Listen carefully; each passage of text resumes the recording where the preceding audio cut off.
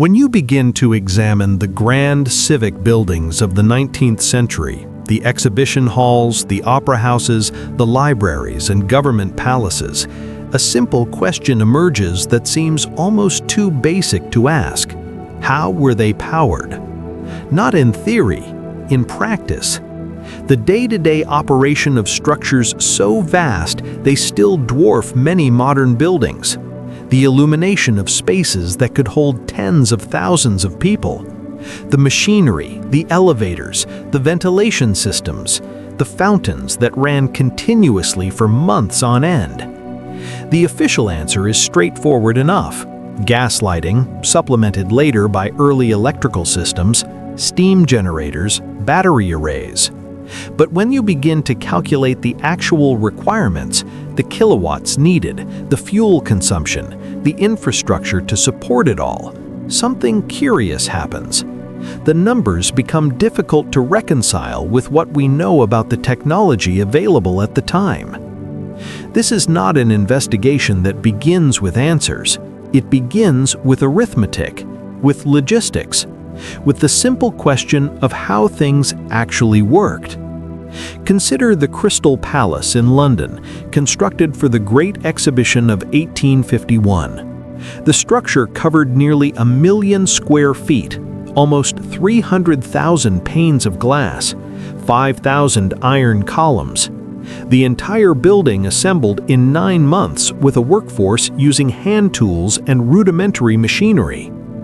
Contemporary accounts tell us the building was brilliantly illuminated in the evenings. Thousands of visitors walked through its halls after dark. The exhibition remained open and operational well into the night. If we assume gas lighting, the most common illumination of the era, we need to account for several thousand individual flames to light a space of that magnitude to the levels described in visitor journals and newspaper accounts. Each gas lamp produces heat, substantial heat. In an enclosed glass structure during an English summer, the temperature would have become oppressive quite rapidly. Yet visitors consistently described the interior as comfortable, even pleasant. The ventilation, they noted, was remarkable for a building of such size. Arc lamps existed in 1851, though they were experimental and unreliable. They required constant maintenance, produced harsh and uneven light, and consumed enormous amounts of electrical power from battery arrays that needed replacement every few hours of operation. The logistics begin to present challenges, not impossibilities, but challenges that deserve closer examination. Move forward to the Paris Exposition of 1889, the centerpiece, the Eiffel Tower. 300 meters of wrought iron lattice, 7,000 tons of metal, 2 years of construction, a cost of nearly 8 million francs, an extraordinary sum for a structure that was essentially a decorative gateway to a temporary exhibition. The tower served no practical function in the conventional sense. It enclosed no space. It housed no exhibits during the fair itself, apart from small platforms at various levels. Many Parisians wanted it demolished immediately after the exhibition ended, considering it an eyesore and a waste of resources. So why build it? From a purely economic standpoint, the tower represented an enormous investment for a structure that would generate minimal direct revenue. Exhibition organizers were not known for frivolous spending. Every franc had to be justified to investors and government oversight committees. The tower must have served a purpose that justified its cost. The question is what that purpose might have been. At night, during the exhibition, the tower was illuminated by 10,000 gas lamps. Think about the logistics for a moment. 10,000 individual flames. The gas distribution network required to feed them, the maintenance crews who would need to access these lamps regularly at heights that made such work dangerous even in daylight, the fuel consumption for 6 months of nightly operation. And yet, it was done. Somehow, it was done efficiently enough to be economically viable. The 1893 World's Columbian Exposition in Chicago presents perhaps the most striking set of questions. 200 buildings constructed in 2 years, nearly 600 acres of largely undeveloped land transformed into the White City, a complex of elaborate structures centered around a massive basin of water, threaded with canals, featuring enormous fountains that operated continuously. The official records state that over 120,000 incandescent lamps illuminated the fairgrounds at night. Additionally, arc lamps lit the major buildings and pathways. The fair operated machinery, electric fountains, elevators, the Ferris wheel, countless exhibits with moving parts. Let us attempt a conservative calculation. If each incandescent bulb drew 50 watts, typical for the era, we arrive at 6,000 kilowatts for lighting alone. Add the arc lamps at several kilowatts each, and we approach 7,000 or 8,000 kilowatts for illumination. The machinery adds perhaps another 2,000 to 3,000 kilowatts. We are looking at a continuous power requirement of approximately 10,000 kilowatts, 10 megawatts. The documented power source was a set of steam generators installed specifically for the fair. According to the technical specifications recorded at the time, these generators could produce somewhere between 12,000 and 15,000 kilowatts, adequate for the calculated load, at least on paper. But steam generators require fuel. For 10 megawatts of continuous output over 6 months, we're looking at roughly 25,000 to 30,000 tons of coal. That represents hundreds of railroad cars of fuel, continuous deliveries, storage facilities, ash removal, a substantial industrial operation running parallel to the exhibition itself. The infrastructure to support this should be clearly visible in the photographic record. And yet, when you examine the images of the fair's power plant area, the coal handling facilities that would be necessary for an operation of this scale are not prominently evident. Perhaps they were located somewhere else. Perhaps the documentation is incomplete. Or perhaps there is something about the calculation that does not account for the full picture. Begin to look at the architecture itself, not as aesthetic objects, but as engineering systems. Certain patterns repeat with remarkable consistency across different cities, different countries, different decades of the 19th century. Tall spires and towers extending well beyond the height necessary for the building's interior spaces. Elaborate domes topped with metal finials and decorative elements. Extensive metal frameworks, copper sheathing on domes, iron frameworks, bronze ornamentation. Internal metal structures that descended deep into foundations and extended high into towers. The Royal Exhibition Building in Melbourne, completed in 1880, features a massive dome crowned with a decorative lantern rising to 68 meters. The Philadelphia Centennial Exhibition's main building from 1976 had towers at each corner and metal framework throughout, spanning 21 acres under one single roof. These elements are typically described as purely decorative, the excess ornamentation of the Victorian era. But architecture, even decorative architecture, generally serves some function. Form and function are rarely entirely separate. Even gargoyles served to channel water away from foundations.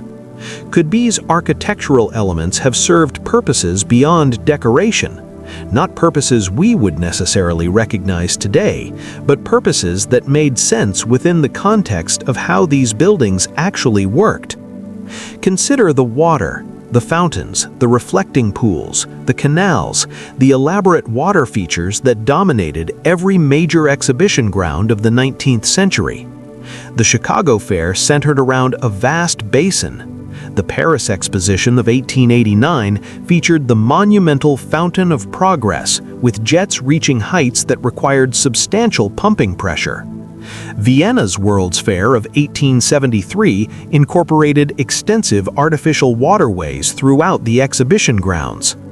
The standard explanation is beautification, water as spectacle, the aesthetic appeal of moving water and reflection. But water features at this scale represent significant engineering challenges and ongoing operational costs. Pumping systems to maintain pressure, reservoirs to store water, filtration and circulation systems to keep the water clean and prevent stagnation, continuous mechanical power to operate the pumps. For purely decorative purposes, these systems would represent an extraordinary expense. For functional purposes, though, water offers interesting properties. Water is conductive, especially when it contains dissolved minerals. Bodies of water can serve as electrical ground planes. Fountains that spray water into the air create ionization. They charge the surrounding atmosphere.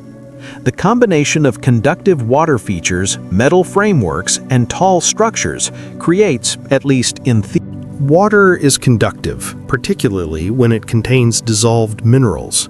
Bodies of water can serve as electrical ground planes. Fountains that spray water into the air create ionization. They charge the surrounding atmosphere.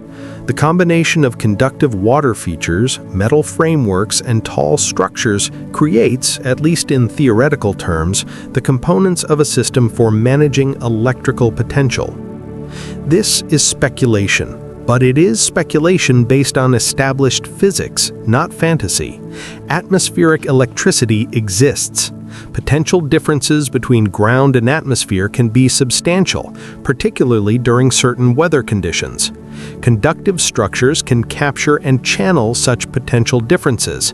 These are not controversial principles. The question is whether the architects and engineers of the 19th century designed their structures with these principles in mind. Return to the question of construction timelines. The Chicago World's Fair, 200 buildings in 2 years. The materials alone present a logistical challenge that seems almost overwhelming when you begin to itemize what was required. Tens of millions of board feet of lumber, thousands of tons of iron and steel, trainloads of glass, plaster, decorative elements. All of this had to be transported to the site, processed and assembled by a workforce that, while large, was working with hand tools and rudimentary machinery. The Manufactures and Liberal Arts Building covered 30 acres under a single roof, making it the largest building in the world at that time. Contemporary accounts state it was constructed in approximately 1 year. Modern convention centers of similar scale typically require 3 to 5 years of construction, using mechanized equipment, prefabricated components, computerized project management, and standardized materials that arrive ready for installation. This does not mean the historical accounts are incorrect. It means the logistics deserve closer examination. How were materials delivered at the rate required? How was labor coordinated across hundreds of simultaneous construction projects? How were quality and safety maintained under such compressed timelines? These are practical questions, not accusations of impossibility, but they are questions that become more pressing the more closely you examine the details. And then consider what happened to these buildings. The White City of Chicago, constructed at enormous expense, was largely destroyed by fire in 1894, barely a year after the fair closed. The remaining structures were systematically demolished over the following decades. The elaborate palaces of the Paris Exposition of 1900 were taken down within a few years. The buildings from Vienna's 1873 fair met similar fates. This pattern repeats consistently. Elaborate structures built to impressive standards removed within a decade or two of construction. The conventional explanation is that these were temporary buildings, never intended for permanence, constructed with cheaper materials unsuitable for long-term use. But examine the contemporary descriptions and the photographic evidence. Stone facades, elaborate ironwork, architectural details suggesting durability. Many of these buildings appeared substantial, well-constructed, built to last. The economic calculation becomes puzzling. Why invest in such apparent permanence for such temporary use? Why not build more obviously temporary structures if the intention was always demolition?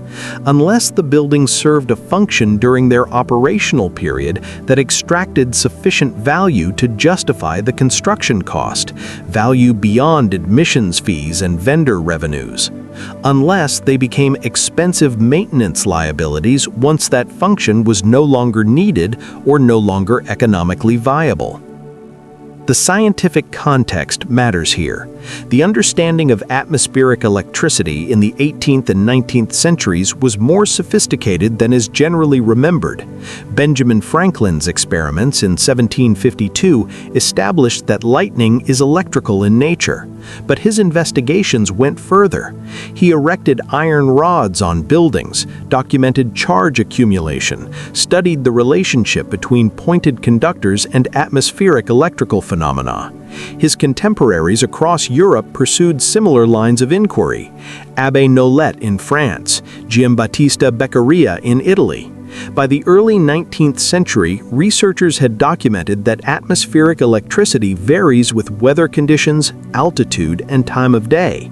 They knew that potential differences between ground and atmosphere could reach thousands of volts per meter under certain conditions. They understood that conductive structures could capture and channel such potentials. These are not controversial principles. The question is whether the architects and engineers of the 19th century designed their structures with these principles in mind. Nikola Tesla emerges as a particularly interesting figure in this context. His work in the 1890s and early 1900s focused increasingly on wireless power transmission and the harnessing of atmospheric electricity. The experiments at Colorado Springs, the ambitious Wardenclyffe Tower. Tesla described his work not as invention, but development, the refinement and systematization of principles that were already understood. His notebooks reference earlier researchers, earlier experiments, earlier investigations into atmospheric electrical phenomena. Tesla attracted significant financial backing initially, including from J.P. Morgan and other major investors. Then, rather abruptly, that funding was withdrawn. Wardenclyffe was abandoned.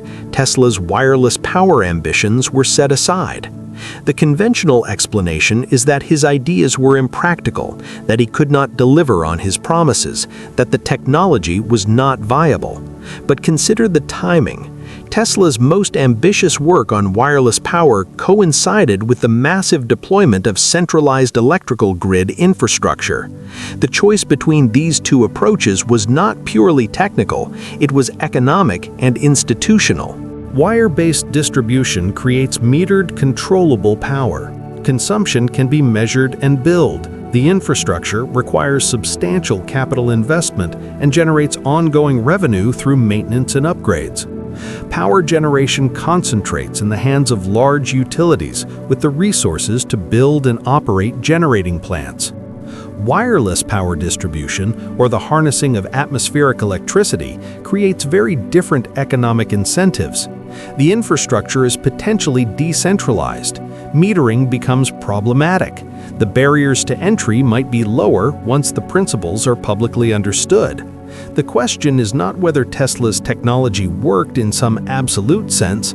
The question is whether it fit the economic model that was becoming dominant for electrical power in the early 20th century. Watch what happens to architectural style.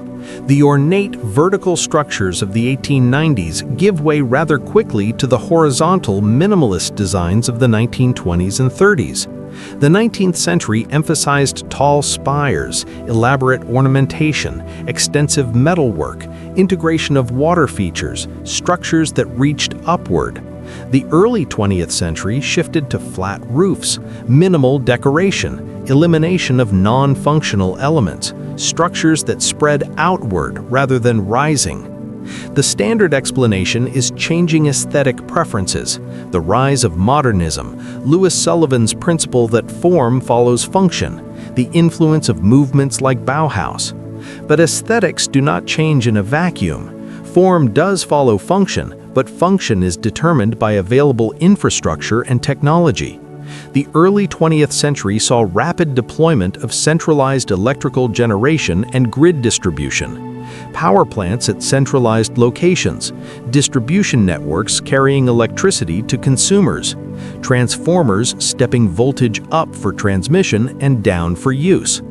With centralized grid power, buildings no longer needed to generate their own electricity. Architectural elements that might have served such a purpose, tall spires, conductive frameworks, integrated water systems, would become unnecessary. Worse, they would become expensive to maintain with no functional return. What looks like an aesthetic shift might be a functional transition. The architecture changed because the infrastructure changed. Form followed new function, or the absence of old function. Let us attempt to synthesize these observations into a coherent framework, not as truth, but as hypothesis, a model for testing against available evidence. Suppose that the grand architecture of the 19th century was designed, at least in part, as integrated systems for capturing or managing atmospheric electrical phenomena. The tall spires and metal frameworks serve as collection points. The extensive use of conductive materials creates pathways for current. The water features provide grounding and possibly enhance atmospheric ionization. The internal metal structures distribute captured energy throughout the building. Under this hypothesis, the buildings themselves function as power infrastructure. The exhibitions and public events serve dual purposes: cultural spectacle and demonstration of the technology, perhaps justifying infrastructure investment to public and private backers. This would explain several otherwise curious elements. The consistent architectural patterns across continents, not merely aesthetic convergence, but functional requirements. The enormous investment in ostensibly temporary structures, they extracted value through their operation beyond ticket sales. The rapid demolition after exhibitions, the technology became obsolete or economically non-viable, making the infrastructure a maintenance burden rather than an asset. It would explain the transition to 20th century architecture as a shift away from distributed building-based power systems towards centralized grid distribution, a functional change that manifested as an aesthetic evolution. This is speculation. It requires evidence that may not exist in accessible form, or may exist but be interpreted entirely differently by historians and engineers with deeper expertise. But it is internally consistent. It accounts for details that conventional narratives leave as curious footnotes, and crucially, it is testable. The architecture survives in many cases. Detailed photographs exist in archives, construction documents, engineering specifications, contemporary accounts. All of this material is accessible to researchers willing to look. The questions being raised here are not about hidden knowledge or suppressed information. They are about asking different questions of evidence that has always been available. They are about examining infrastructure and logistics rather than accepting aesthetic or cultural explanations as complete. Were architects and engineers of the 19th century working with an understanding of atmospheric electricity that is more sophisticated than is generally remembered? Did they incorporate functional elements into their designs that are no longer recognized as such because we no longer look for them? Were the world's fairs and grand exhibitions partly demonstrations of technology that was later set aside for economic reasons rather than technical reasons? Did the transition to 20th century architecture reflect not just changing taste, but obsolescence of building integrated systems? What powered Tartarian cities in the 1800s, and why it was abandoned? These questions can be investigated. They can be approached with research tools, archival analysis, materials testing of surviving structures, computational modeling, re-examination of contemporary accounts through different analytical lenses. The answers may confirm conventional understanding entirely. They may reveal nuances that complicate the standard narrative without fundamentally changing it. Or they may suggest that the infrastructure of the 19th century operated on principles that have been set aside not through conspiracy or suppression, but through the ordinary process by which knowledge becomes economically obsolete and gradually forgotten.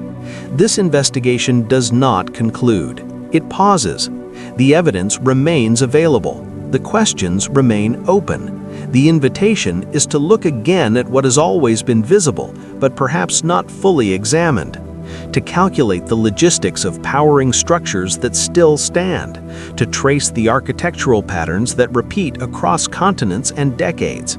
To ask why certain design elements were so consistent if they served no function. To wonder about the economic forces that led to such rapid demolition of such substantial buildings.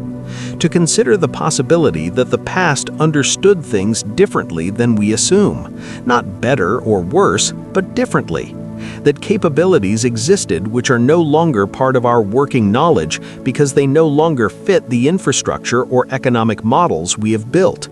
The truth, if it can be found, will be in the details, in the measurements and calculations, in the careful reading of primary sources, in the physical analysis of surviving structures, in the willingness to question assumptions without reaching prematurely for answers.